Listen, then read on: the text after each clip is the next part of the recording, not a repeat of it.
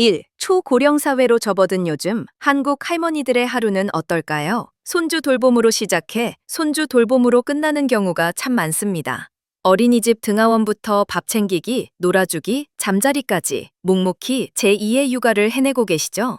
그런데 말입니다. 그저 가족을 위한 헌신으로만 여겨졌던 이 손주 돌봄이 오히려 할머니들의 건강을 지켜주는 자원이 될 수 있다는 연구 결과가 나왔습니다. 바로 노쇠 위험을 낮춘다는 건데요.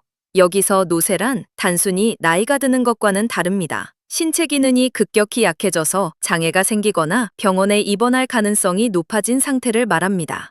최근 국제학술지에 실린 국내 공동연구팀의 분석 결과입니다. 연구팀은 노인 8,700여 명을 무려 14년간 추적조사했는데요. 손주를 돌보는 그룹과 그렇지 않은 그룹으로 나눠 노쇠 위험을 비교해봤습니다. 돌봄 그룹의 75% 이상은 할머니들이었습니다. 결과는 어땠을까요? 손주를 돌보는 할머니들은 돌보지 않는 분들보다 노쇠 베슬라인 위험이 22%나 낮게 나타났습니다. 할아버지들도 위험이 낮아지긴 했지만 할머니들만큼 통계적으로 뚜렷하진 않았습니다. 왜 이런 결과가 나왔을까요? 연구팀은 손주 돌봄이 할머니들에게 삶의 의미와 역할을 주기 때문이라고 설명합니다. 누군가에게 내가 꼭 필요한 존재라는 느낌은 마음의 버팀목이 되고요. 아이들 식사를 챙기고 같이 놀아주는 과정에서 자연스럽게 걷고 움직이게 돼 근력 유지에도 도움이 된다는 겁니다. 특히 주목할 점은 사회적 고립입니다. 손주를 돌보는 할머니들은 그렇지 않은 경우보다 사회적으로 고립될 위험이 훨씬 낮았습니다.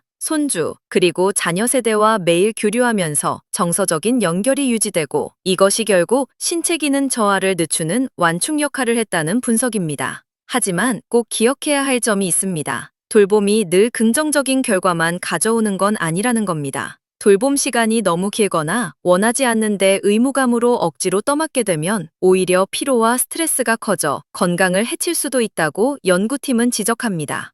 연구를 이끈 연세의대 박유진 교수는 손주 돌봄이 이제 노년 건강에 중요한 변수가 되었다고 강조합니다. 정서적 보람과 신체적 활동이 함께하는 이 손주 돌봄이 적당한 범위 안에서 이뤄질 때 비로소 노년의 몸을 지키는 새로운 건강 자원이 될 수 있다는 사실 잊지 말아야겠습니다.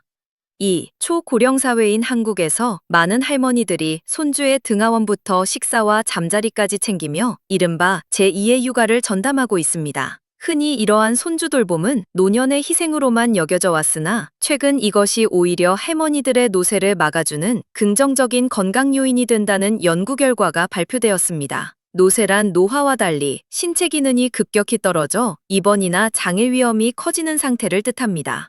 퀘시 학술지 최신호에 실린 연세의대 등 공동연구팀의 분석에 따르면 2006년부터 노인 8,700여 명을 14년간 추적 관찰한 결과 손주를 돌보는 여성 노인의 노쇠 발생 위험이 그렇지 않은 그룹보다 22%나 낮았습니다. 남성 노인 역시 위험도가 감소했으나 통계적인 의미는 크지 않았습니다. 연구팀은 이러한 결과의 원인으로 삶의 의미와 신체 활동을 꼽았습니다. 가족에게 필요한 존재라는 인식이 심리적 안정을 주고 아이를 돌보며 자연스럽게 움직이는 과정이 근력을 유지해준다는 것입니다. 또한 자녀 및 손주와의 지속적인 교류가 노년기에 큰 적으로 꼽히는 사회적 고립을 막아주는 완충제 역할을 한 것으로 분석됩니다. 다만 연구팀은 주의할 점도 지적했습니다. 돌봄이 과도하거나 원치 않는 의무감에서 비롯될 경우 스트레스와 피로가 쌓여 오히려 건강을 해칠 수 있다는 것입니다. 박유진 교수는 적절한 수준의 손주 돌봄은 단순한 가족 지원을 넘어 노년의 신체와 정신 건강을 지키는 중요한 자원이 될 수 있다고 강조했습니다.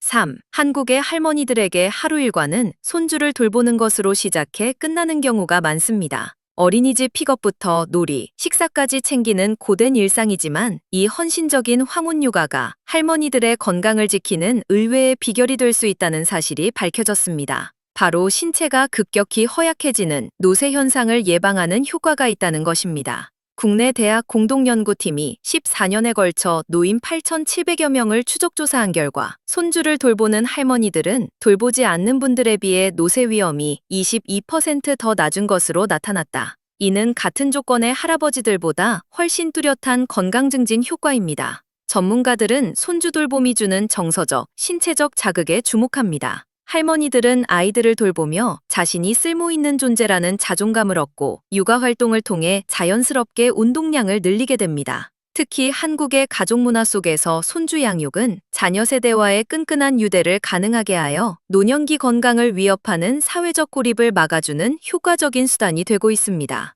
하지만 무조건적인 돌봄이 능사는 아닙니다. 감당하기 힘든 장시간의 노동이나 억지로 떠맡는 육아는 도리어 독이 될 수 있기 때문입니다. 연구진은 손주 돌봄이 정서적 보람을 느낄 수 있는 적절한 선에서 이루어질 때 비로소 노년의 삶을 지탱하는 든든한 건강자산이 될 것이라고 조언합니다.